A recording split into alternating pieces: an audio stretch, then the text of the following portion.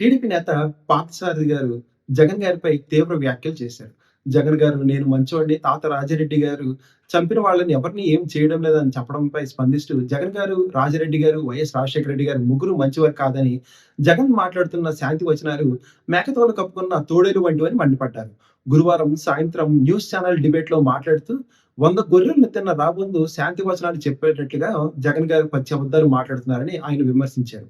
ఇక పులివెందుల్లో అడ్వకేట్‌గా ప్రాక్టీస్ చేస్తున్న సమయంలో కోర్టు నుంచి వస్తుండగా రాజారెడ్డి గారి వర్గీయులు కత్తులతో దాడి చేశారని చెప్పారు.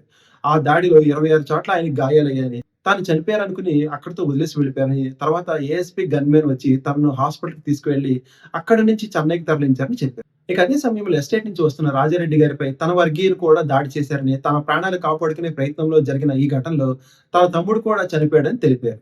ఇక పార్థసారథి గారి పేరును 19వ ఎక్యూజ్‌గా చేర్చారని, కడప సెషన్స్ కోర్టులో తమ వారిపై 11 మందికి లైఫ్ ఇంప్రిజన్‌మెంట్స్‌గా విధించారని చెప్పారు. రాజారెడ్డి మరణం తర్వాత తమ ఇళ్లను నేలమట్టం చేశారని, వైఎస్ రాజశేఖర రెడ్డి గారు సీఎం అయిన తర్వాత తమ వారికి పెరోల్ ఇవ్వలేదని, మైనింగ్ లీజులు కూడా రద్దు చేశారని ఆరోపించారు.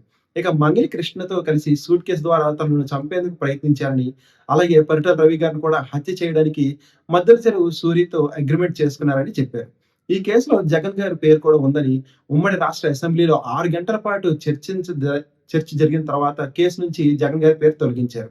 రైల్వే కోడూరులో ప్రజలు పొట్టేళ్లు కోసుకొని సంబరాలు చేసుకున్నారని, స్వీట్లు పంచుకున్నారని చెప్పారు.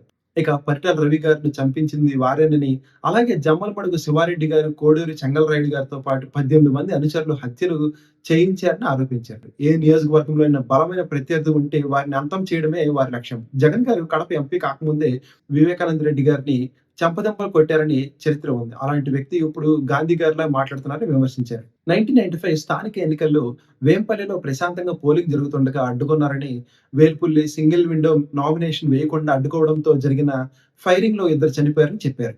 పగవాడికి కూడా వైఎస్ వివేకానంద రెడ్డి గారి లాంటి మరణం రావద్దు.